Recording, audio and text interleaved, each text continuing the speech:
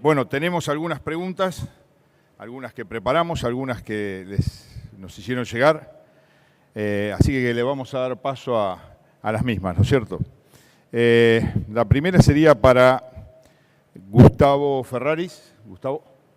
Y es acerca de, vos dijiste que fósforo es el nutriente principal en soja, ¿y qué pasaría con nitrógeno? Claro, o sea, fósforo probablemente sea el elemento principal desde el punto de vista operativo de la toma de decisiones, no en magnitud de la demanda. Digamos, yo creo que nitrógeno es un elemento que lo que sabemos, ¿no?, es que es más limitante en sistemas de alta producción.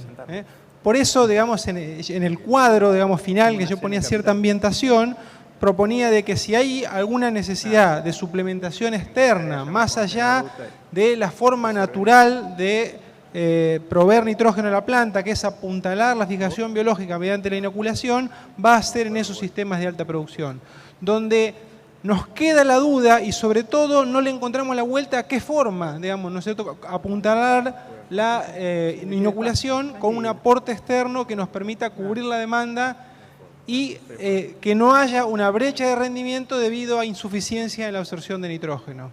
A diferencia de lo que podrían ser, por ejemplo, los microelementos o los nutrientes requeridos de menor demanda, donde en general los sistemas de menor producción son los que tienden a mostrar mayor respuesta.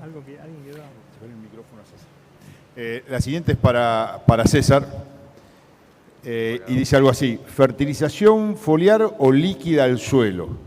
¿Qué pasa en los cultivos bajo riego que podemos aplicar más frecuentemente? ¿No sería algo a analizar? Son cosas distintas.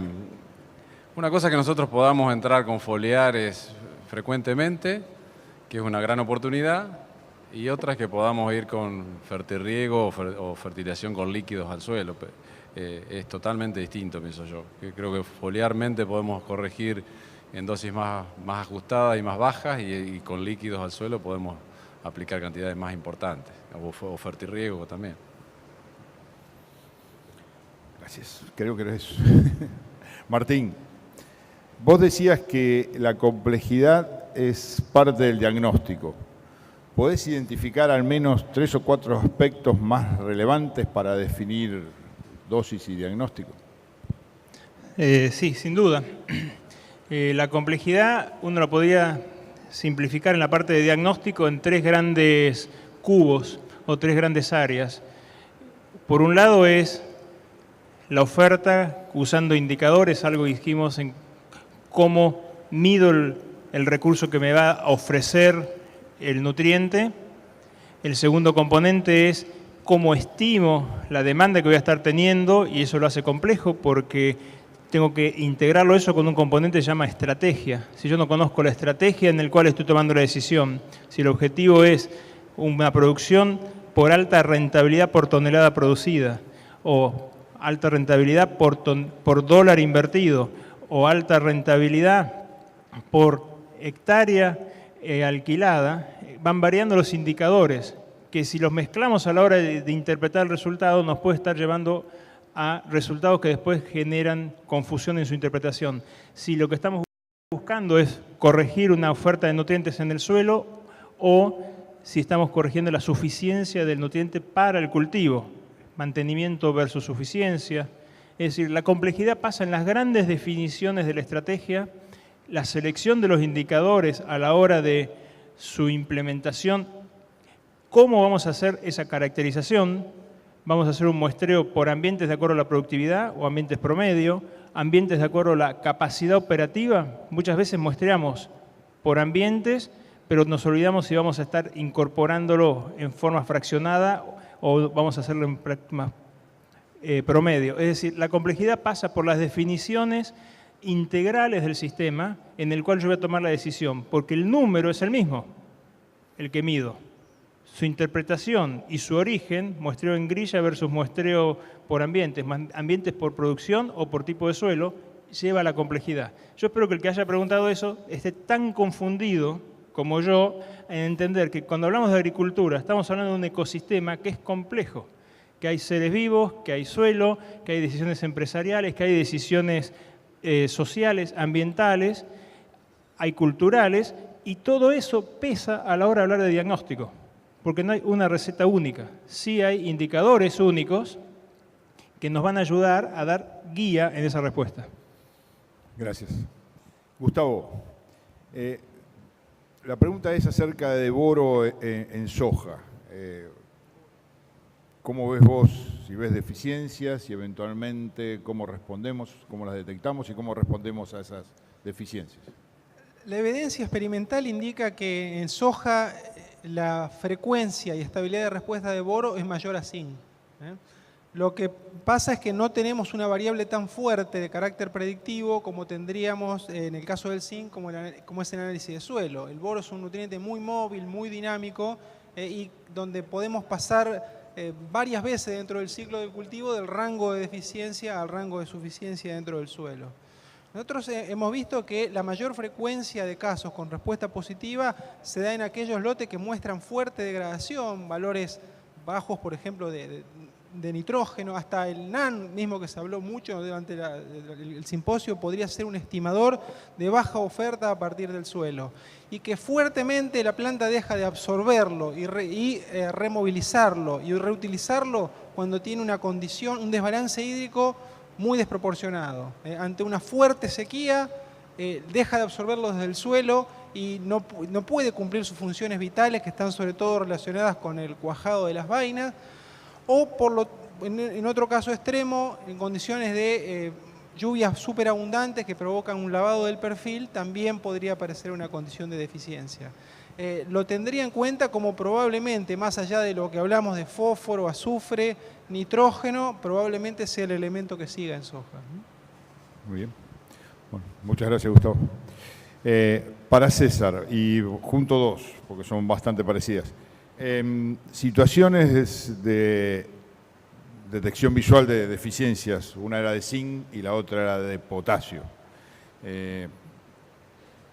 ¿Cómo reaccionar o qué alternativa tenemos para reaccionar al ver ya las deficiencias visualmente, sea de zinc o sea de potasio? Sí, las deficiencias de zinc son cada vez más frecuentes, las respuestas son cada vez más claras, también con las de boro, así que hay que reaccionar con una aplicación de zinc. Ahí tenemos varias alternativas de productos, productos quelatados que están funcionando muy bien y tienen baja concentración, pero tienen mucha actividad y rápida respuesta. Y también hay disponibilidad de productos de óxidos muy finamente molidos que tienen altísima concentración y se puede aplicar una gran cantidad, aunque son menos reactivos, por decir así. Así que tenemos muy buena oportunidad de aplicar esto y corregirlo. En el caso de potasio, en realidad yo no mostré fotos de deficiencia de potasio, sino porque esa necrosis apical de las hojas nuevas no es provocada por falta de potasio, sino que es una extremada deficiencia de estos elementos, de zinc, a veces hierro y algún otro. Pero también en estos casos nosotros combinamos con una aplicación de zinc. Siempre hemos visto que mejora cuando acompañamos con un NPK foliar. Un NPK foliar da un escalón más a la respuesta de zinc todas las veces sobre todo en casos así de deficiencia. O sea, poner una buena dosis de zinc que para mí está entre los 200 400 gramos de zinc por hectárea y un suplemento de NPK también junto con eso. Gracias. Martín, ¿qué innovaciones en fertilización de cultivos ves como más provisorias para mejorar rendimientos y rentabilidad? En 15 segundos, empezando ya. Análisis de suelo. Háganlo. Otra. Esa es la primera, ya vimos que es un gran salto. La segunda innovación importante es empezar a conocer la productividad y su variación. Es altamente conocido, pero hoy Rodolfo mencionó, el 80% de los mapas de RINDE terminan siendo figuras de colores, transformar eso en datos. El tercero es el avance hacia la integración de información con algoritmos que no necesariamente son mecanísticos, sino que buscan su alimentación por análisis de frecuencias, que es ahí donde nos apoya la información de inteligencia artificial, los nuevos modelos que nos permiten integrar decisiones agronómicas en ese sentido.